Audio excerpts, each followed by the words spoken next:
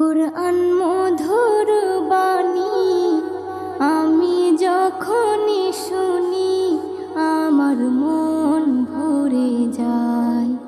কুরআন মধুর বাণী আমি যখনই শুনি আমার মন ভরে যায়। শোনো মুমিন মুসলমান, পড়ে দেখো না কুরআন, কত শান্তি পাওয়া যায়। কুরআন মধুর